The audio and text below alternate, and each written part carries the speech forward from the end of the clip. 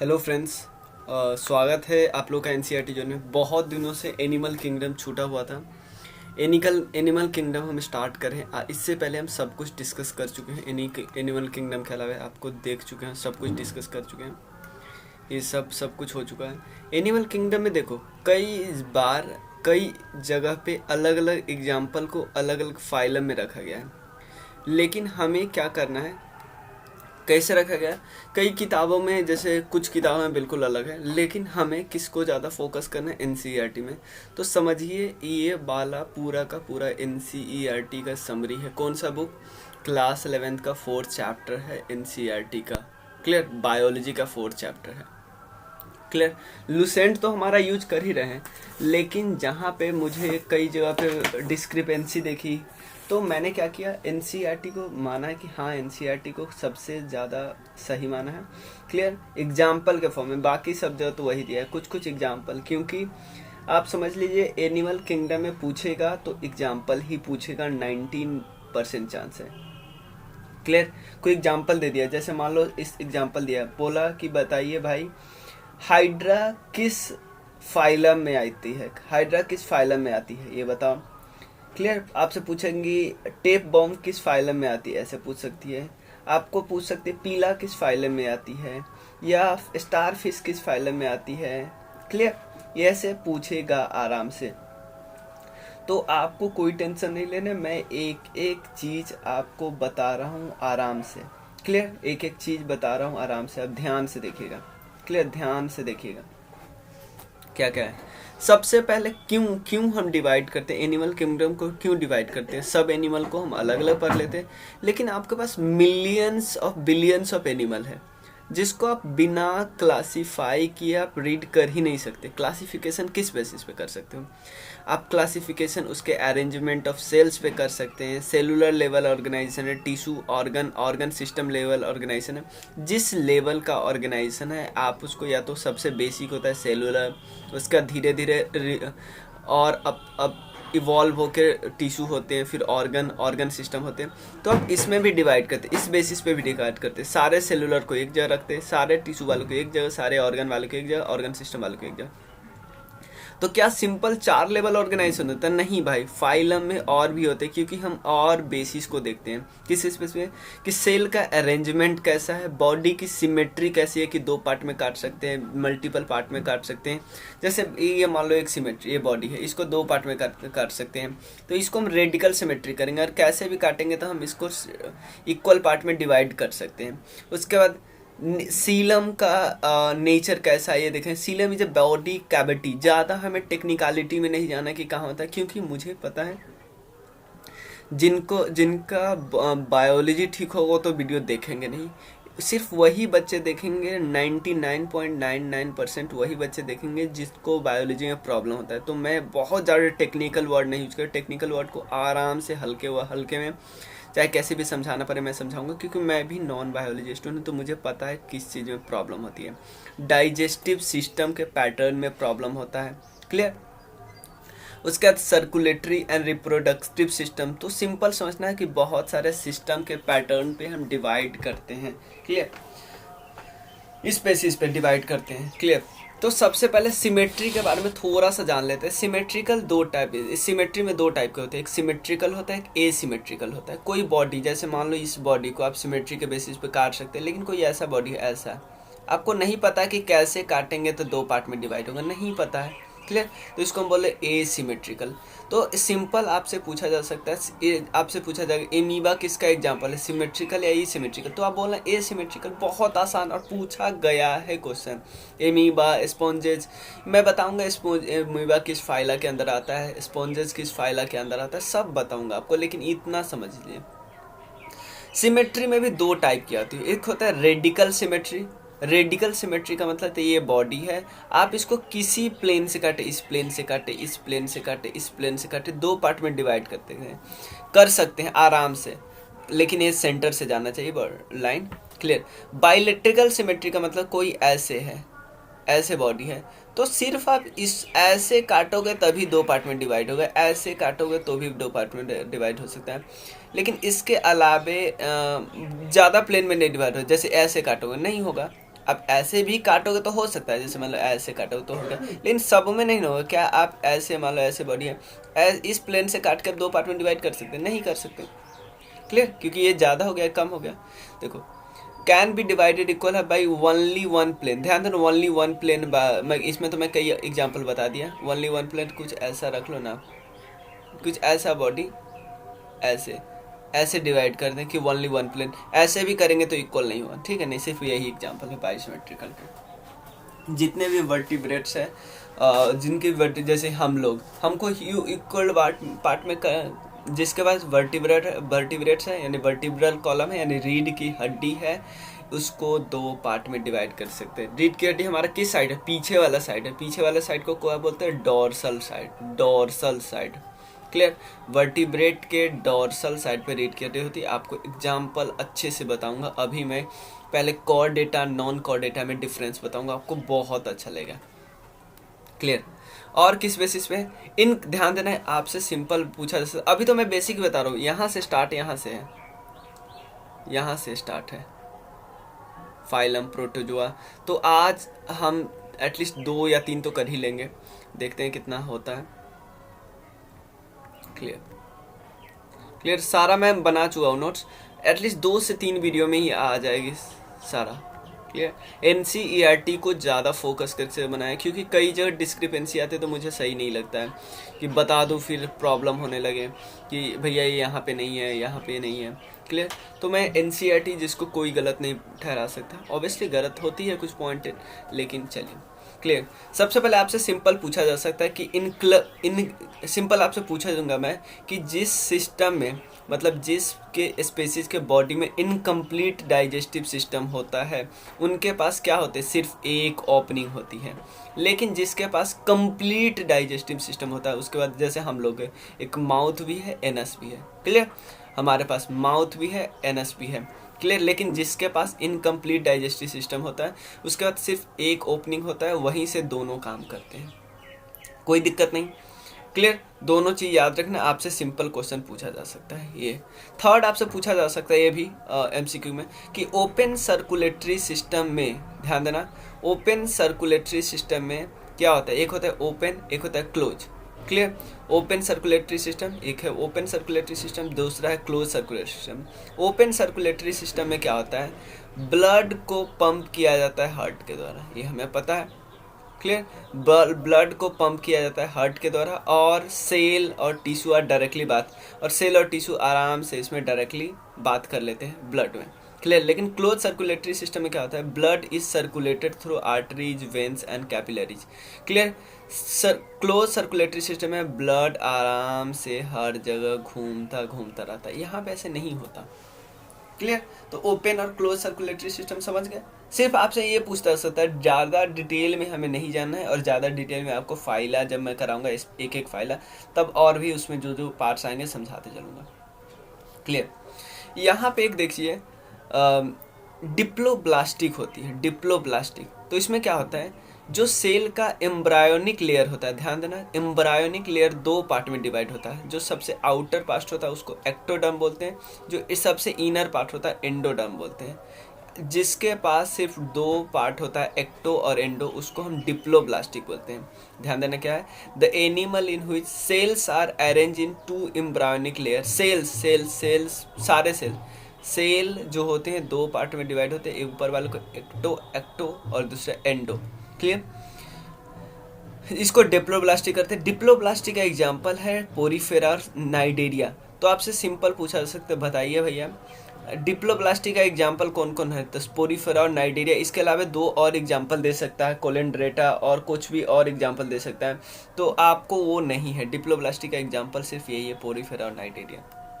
और है एक है ट्रिप्लोब्लास्टिक वाला, और उसके ट्रिप्लोब्लास्टिक में एक मेजोडर्म भी आ जाता है। मेजोडर्म बीच वाले लेयर में आ जाता है। देखो यहाँ पे, देखो यहाँ पे एक्टो और एंडो है, सिर्फ एक्टो और एंडो है। इसमें मेजो भी आ गया, आप देखो ना, ये मेजो भी आ गया। यहाँ पे मेजो नहीं ना है, तो यहाँ पे जो मेजो जहाँ पे नहीं आएगा उसको ट्रिप्लोब्लास्ट, जहाँ पे मेजो आ जाएगा उसको ट्रिप्लोब्लास्टिक बोलते हैं। 3 नहीं है, 3 लेयर, 3 लेयर, सिर्फ इतना समझिए, सेल में 3 लेयर। क्लियर। उसके बाद देखो ज़्यादा डिटेल में और ज़्यादा टेक्निकल में मैं नहीं जा रहा हूँ, क्योंकि ज़्यादा टेक्निकल आता भी नहीं है एग्ज़ाम में, क्योंकि आपको पता है इस एग्ज़ाम को सब देते हैं और बहुत ज़्यादा मेजर सेक्शन होता है जो नॉन बायो बैकग्राउंड से होते हैं, ये आपको भी पता है। क्लियर। अब देखो सीलम क्या होता है। Seelam is just a cavity, समझिए एक छेद है, सेल में एक लेयर है, ये वाला की बात करो, एक छेद है, पूरा कैविटी है, कैविटी गैप है। क्लियर, इसको सीलम बोलते हैं। क्या ध्यान, the animal in which developing embryo has a third germinal layer mesoderm beside ecto और एंडो इज कॉल्ड ट्रिप्लोब्लास्ट। मैंने इसका बता ही दिया। ट्रिप्लोब्लास्टिक में क्या होता है, ट्रिप्लोब्लास्टिक में एक्टो और एंडो के बीच में एक और नया लेयर होता है। मैं पेन चेंज कर ले रहा हूँ ताकि आपको दिखे। क्लियर, एक और होता है, इसको हम बोलते हैं मेजोडर्म। मेजोडर्म जिसमें होता है उसको हम ट्रिप्लोब्लास्टिक बोलते हैं। ये भी क्वेश्चन आपसे पूछा जा सकता है। क्लियर, ये हो गया। एग्जाम्पल है इसके प्लेटी, हेलमिन्थेस और कॉर्डेटस। कॉर्डेटा, जितने कॉर्डेटा होते हैं ना सब इसके एग्जाम्पल होते हैं। कॉर्डेटा और नॉन कॉर्डेटा में अच्छे से डिफरेंस हम अगले पेज में समझेंगे। The body cavity whose line with mesoderm is called coelom. ध्यान देना ध्यान देना ध्यान देना, जो मीजोडर्म यहाँ पे है, मीजोडर्म जो एक आपको होता है, ये है एक्टो, अंदर वाला को एंडो, ये वाला एंडो, गट, एंडो और गट, और इसके बीच के जो मेजोडर्म से अलाइन होते हैं जो कैविटी, उसको हम बोलते हैं coelom. Clear, coelom. Animal processing coelom is called coelomate.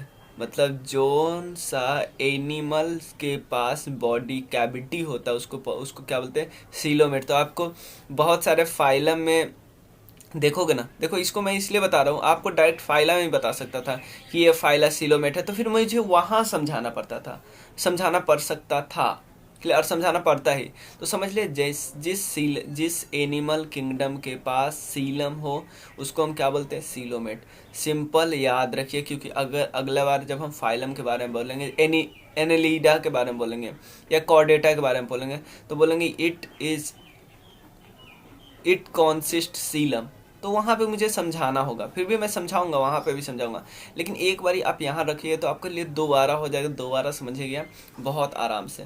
Clear, Annelida, Chordata और Mollusca. Clear, Annelida, Chordata, Mollusca. Mollusca हम समझेंगे किस फाइला में आता है।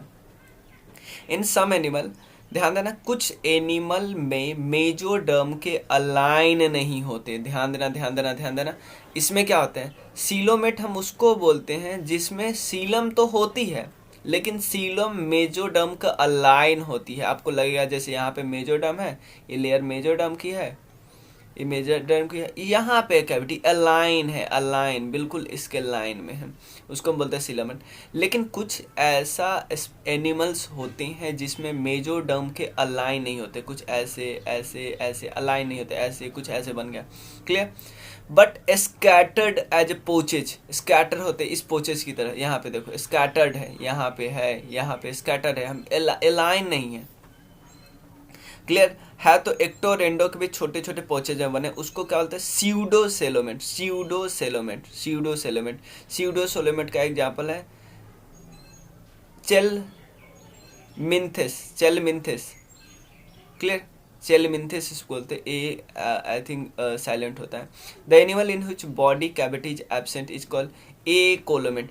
भाई 3 ऑप्शन हमने देख लिया, एक जिसके पास बॉडी कैविटी होती है, दूसरे के बाद बिल्कुल एब्सेंट होती है, तीसरे के बाद पैचेज में होती है, पैचेज।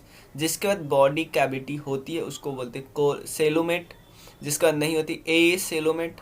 ध्यान देना, प्रोनाउंसिएशन देख लेना, मुझे भी उतना प्रोनाउंसिएशन नहीं इसका पता है, क्योंकि मैं भी नॉन बायो स्टूडेंट हूँ, मैं खुद समझता हूँ और आप लोग के लिए वीडियो बनाता हूँ। क्लियर, और मतलब बहुत अलग अलग किताबें देखता हूँ, क्योंकि मुझे भी देखना होता है, जैसे NCERT मैंने देखा, लूसेंट देखा, एक दो वीडियो वगैरह देखता हूँ। उसके बाद नेट पे सर्च, पिक्चर निकालो, पिक्चर से समझो, बहुत सारे वेबसाइट को छान मारो, तब जाके निकलता है कुछ और तब समझ में आता है, तब मैं आपको समझाता हूँ। क्लियर, क्योंकि मुझे थोड़ा इंटरेस्ट है इसलिए मैं समझा पाता, मतलब, लेकिन अगर किसी को इंटरेस्ट ज़्यादा नहीं हो तो उसे सोचता है वन शॉर्ट सॉल्यूशन हो, इसीलिए मैं लाया हूँ। क्लियर, कि आपका एग्ज़ाम निकल भी जाए, आपको ज़्यादा प्रेशर भी ना झेलना पड़े। क्लियर, समझ गए, एग्जाम्पल देख लिए। हाँ, क्लियर, यहाँ पे देखिए In some animal, body is externally and internally divided into segment with serial repetition as earthworm. ध्यान देना, इसमें सिंपल क्या है, एक कुछ बॉडी जैसे अर्थवर्म ऐसा कर रहा है, रिपीट हो रहा है, सेम टाइप का सिस्टम और रिपीट हो रहा है बार बार, सेम टाइप का सिस्टम, इसको बोलते हैं मेटामेरिक सेगमेंटेशन। मेटामेरिक सेगमेंटेशन, ये ध्यान रखना है। क्लियर? आपको बोलेंगे मेटामेरिक सेगमेंटेशन का एग्जांपल दिया तो आप बोलोगे भैया एग्जांपल है अर्थवर्म। क्लियर? अब सबसे बेसिक एक वर्ड है टैक्सोनॉमी। टैक्सोनॉमी का मतलब होता है to study about the in animal kingdom. Normal word है, ये भी पूछे जा सकता है कि टैक्सोनॉमी का मतलब क्या होता है, एनिमल किंगडम के बारे में पढ़ना, स्टडी करना या क्या। क्लियर? अब सबसे पहले हम 2 किंगडम क्लासिफिकेशन की बात करते हैं, उसका 3 किंगडम, उसका 5 किंगडम की बात करते हैं। सबसे पहले 2 किंगडम क्लासिफिकेशन आया था। 2 किंगडम क्लासिफिकेशन किसने दिया था? Carolus Linnaeus. आप ध्यान देना, स्पेलिंग पे ज़्यादा ध्यान नहीं देना क्योंकि स्पेलिंग कभी कभी मिस्टेक हो जाती है, लेकिन नाम यही है, कार्लस लिनियस। क्लियर? 2 उन्होंने एनिमल किंगडम दिया था, प्लांट और एनिमल। इसलिए क्योंकि पहली बार इन्होंने दिया था, इसलिए इनको बोला जाता है फादर ऑफ एनिमल किंगडम। आपको बस मुझे बताना है उस बुक का नाम क्या था, ये आपके लिए क्वेश्चन है, कमेंट सेक्शन में। क्लियर? क्लियर? क्योंकि ये बुक मैं बता चुका हूँ आपको, किंगडम वाला पहला जब हम प्लांट किंगडम वाले डिस्कस कर रहे थे उसी से मैं बता चुका हूँ, नहीं बताया रहता तो मैं बता देता। क्लियर? उसके बाद कार्लस लिनियस को फादर ऑफ एनिमल किंगडम भी बोला जाता है। उसके बाद 3 किंगडम क्लासिफिकेशन देते हैं अर्नस्ट हैकल। अर्नस्ट हैकल क्या बोलते हैं, भाई कार्लस जी आपने जो दिया है वो थोड़ा गलत है, उसमें सिर्फ प्लांट और एनिमल नहीं है, प्रोटिस्टा को भी आप ऐड कीजिए। क्लियर? प्रोटिस्टा ऐड कर दिया। उसके बाद जो अभी जो हम लोग यूज करते हैं 5 किंगडम क्लासिफिकेशन, वो किसने दिया था? व्हाइटेकर ने दिया था। व्हाइटेकर ने दिया था कि चलिए आपका तीनों तो सही है, लेकिन आप इसमें मोनेरा और फंगाई को भी ऐड कर दीजिए प्लीज। क्लियर? ऐड हो गया। अब जो हम करेंटली यूज करते हैं कौन सा? 5 किंगडम क्लासिफिकेशन। यहां तक कोई प्रॉब्लम नहीं ना? चलिए, अब हम एनिमल किंगडम को 2 पार्ट में डिवाइड करते हैं, कॉर्डेटा और नॉन कॉर्डेटा।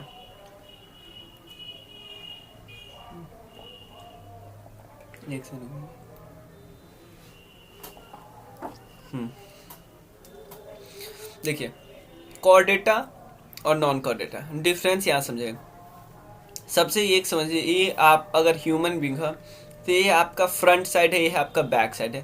बैक साइड, ये मान लो बैक है, फ्रंट साइड है, तो बैक साइड को हम बोलते हैं क्या? Dorsal side. क्लियर? और जो फ्रंट साइड है उसको बोलते हैं वेंट्रल साइड। सिंपल इतना समझिए, डोर्सल पीछे, वेंट्रल आगे। क्लियर? तो अब देखो कॉर्डेटा जिन जो होते हैं, ध्यान देना, कॉर्डेटा समझे, यहाँ से डिफरेंस हो जाता है। कॉर्डेटा को एक और बोलते हैं, एक और नाम बोलते हैं, जिसको कॉर्डेटा का एक और नाम देते हैं वर्टिब्रेट। वर्टिब्रेट क्यों देते हैं? क्योंकि इसके पास वर्टिब्रल कॉलम होते हैं। वर्टिब्रल कॉलम होता है कहाँ पे होता है? डोर्सल साइड में, यानी इनके पास बैकबोन होते हैं, इस टाइप का बैकबोन होता है डोर्सल साइड, यानी पीछे वाले साइड में, आगे वाले साइड में, पीछे वाले साइड में। क्लियर? आप बोलोगे भैया नॉन कॉर्डेटा के पास नहीं होते, बिल्कुल नहीं होते, इनके पास नहीं होते, इनको इसलिए नॉन वर्टिब्रेट्स बोलते हैं, नॉन वर्टिब्रेट्स। और क्या है? प्रेजेंस ऑफ बैकबोन है, डोर्सल साइड इनके पास नहीं है। अब होता क्या है? क्लियर? होता क्या है, जब हम बच्चे होते हैं, बहुत बच्चे होते हैं, जब माँ के पेट में होते हैं या बहुत एकदम बच्चे होते हैं, तो हमारे बैकबोन में एक लिक्विड फ्लो करता होता है जिसको हम नोटोकॉर्ड बोलते हैं। क्लियर? तो आप बोलोगे भैया फिर नोटोकॉर्ड डिक्लाइन होने लगता है जब हम एडल्ट एज में जाते हैं। हाँ, करेक्ट। क्लियर? नोटोकॉर्ड चाइल्ड में होता है, इसलिए चाइल्ड का बोन बहुत सॉफ्ट होता है। क्लियर? एडल्ट एज में, ध्यान देना, एडल्ट एज में यही हमारा चेंज होके बन जाता है वर्टिब्रल कॉलम। और वर्टिब्रल कॉलम, ध्यान देना, ये है वर्टिब्रल कॉलम, और इसके जो छोटे छोटे निकले उसको वर्टिब्री बोलते हैं, वर्टिब्री। क्लियर? वर्टिब्री। ठीक?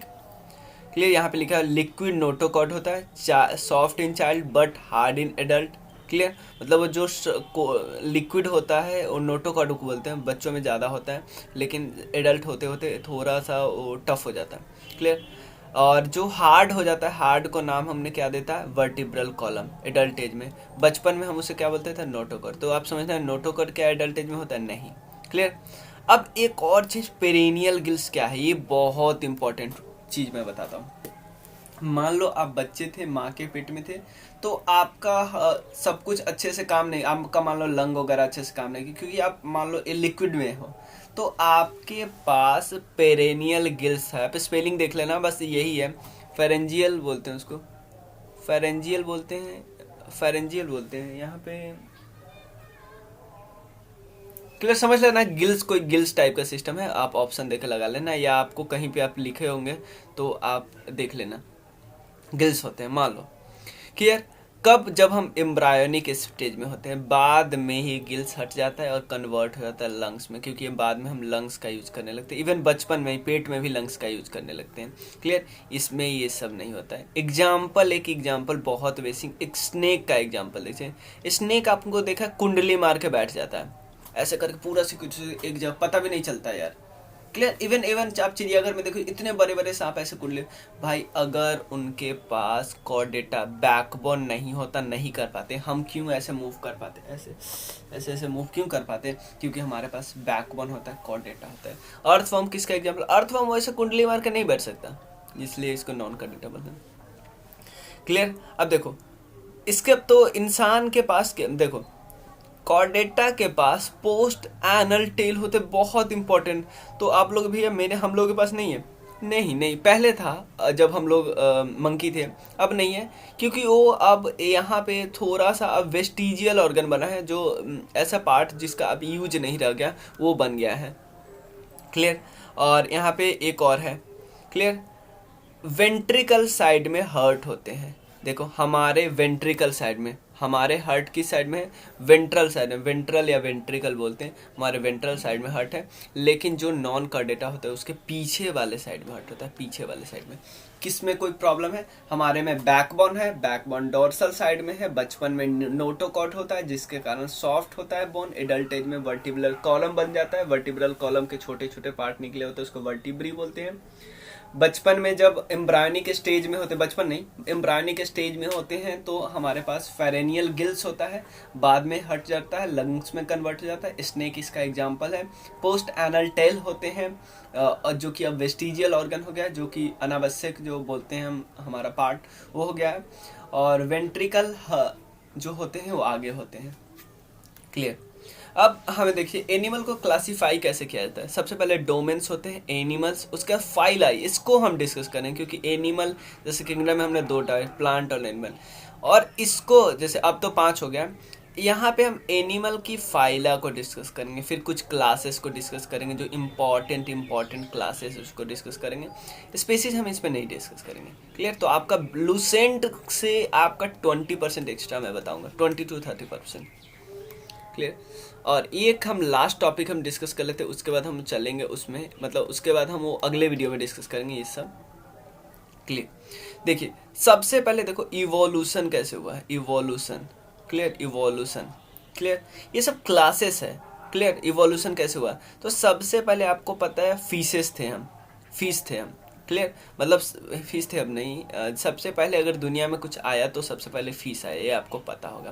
क्लियर, फीस आया, फीस के बाद थोड़ा बहुत इवोल्यूशन हुआ। देखो फीस पहले पानी में रहते थे, इवोल्यूशन हुआ कि कुछ ऐसे जंतु भी आ गए जो पानी के अलावे जमीन पे भी रहने लगे।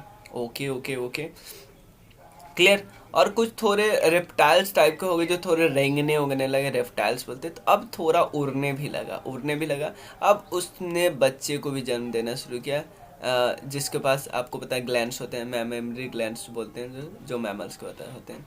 तो फिशेस में जो इम्पॉर्टेंट है, आपसे पूछा जा सकता है भैया बताइए, एम्फीबियन का रेस्पिरेटरी ऑर्गन क्या सिर्फ गिल्स होता है? नहीं नहीं नहीं नहीं नहीं नहीं, बिल्कुल नहीं, बिल्कुल नहीं, बिल्कुल नहीं, बिल्कुल नहीं। आपको याद रखना है, प्लीज़ ध्यान रखिएगा, फिश का रेस्पिरेटरी ऑर्गन होता है गिल्स, लेकिन एम्फीबियन जब ज़मीन पे रहते हैं तो उसका लंग्स हो जाता है, जब वो पानी में जाते हैं तो गिल्स होता है, इवन कुछ स्किन से भी सांस लेते हैं, ये ध्यान रखना है। तो 3 चीज़ होता है, तो अगर 3 ऑप्शन आएगा लास्ट में ऑल आएगा तो आप ऑल को लगाना। क्लियर, रेप्टाइल रेंगने वाले जंतु का कहाँ क्या होता है? लंग्स होता है, बाकी सबका लंग्स है, फिश का गिल्स है, और एम्फीबियन का तीनों है, ध्यान रखिएगा। Clear, clear. और हाँ, अब हार्ट चैम्बर की बात होती है, हार्ट चैम्बर की बात होती है। हार्ट चैम्बर में फिश जो सबसे बेसिक था उसके पास 2 थे, एम्फीबियन के पास 3 है। इवन इवन एक चीज मैं और एग्जांपल देता हूँ, ऑक्टोपस के पास भी 3 है। ऑक्टोपस इवन इवन ये मैं जब कुछ दिन पहले देख रहा था, कौन सा, केबीसी, केबीसी का 12.5 लाख का क्वेश्चन था। और आपको पता है 25 लाख का क्वेश्चन क्या था पता है? बोध गया में जो बोधि ट्री के नीचे महात्मा बुद्ध जब उनको इनलाइटनमेंट मिल रहा था तो किस रिवर के किनारे, पता? 25 लाख का क्वेश्चन था, अब देख लेना। और वो जो लेडी दे रही थी उनको, उन्होंने क्विट कर दिया था इस क्वेश्चन से पहले ही, मतलब इस क्वेश्चन पे को कर्मनाशा बोल रही थी, जबकि मतलब कर्मनाशा सोच रही थी, एक्चुअली आंसर था निरंजना। क्लियर। और ये 25 लाख का, तो ऐसे ऐसे थोड़ा ध्यान दीजिए, फोकस कीजिए, आपको सब कुछ क्लियर होगा आराम से। बस सीखते रहिए यार, मैं तो यही बोलूँगा, मतलब सीखना रुकना नहीं चाहिए, सीखते रहो। क्लियर। एम्फीबियंस, एम्फीबियंस हमें पता है 3 हार्ट चैम्बर होते हैं, रेप्टाइल्स के भी 3 होते हैं, बर्ड एंड एप्स के 4 होते हैं, 4 और मैमल्स 4 ही रह गए, यानी 4 से ज़्यादा नहीं है। क्लियर। अब एग्जाम्पल देख लेते हैं। एग्जाम्पल मैं क्यों एग्जाम्पल दे रहा हूँ, ये सारे एग्जाम्पल एग्जाम में आए हुए एग्जाम्पल है। सबसे पहले सारे के सारे फिशेस, उसका सार्क फिश, सार्क फिश को हम डॉग फिश भी बोलते हैं क्योंकि सार्क फिश में कैपेबिलिटी होती है जो सूंघने की बहुत ज़्यादा होती है, इवन इवन इवन इवन फार मोर देन डॉग। क्लियर।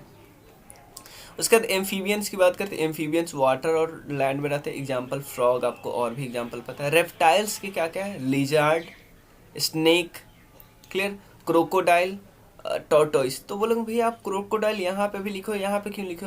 भाई यहाँ पे मैंने इसलिए लिखा क्योंकि ये इसके पास 4 हार्ट चैम्बर है, दोनों में आएगा।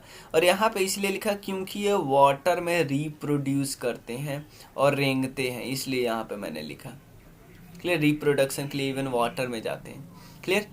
थर्ड क्या है? वे बर्ड, जिसको एप्स क्लासेस बोलते हैं, उसको लंग से लेती है। ऑल सारे एग्जाम्पल है। ऑस्ट्रिच का सबसे लार्जेस्ट सेल होता है, ये मैंने बताने के लिए ऑस्ट्रिच यहाँ पे लिखा।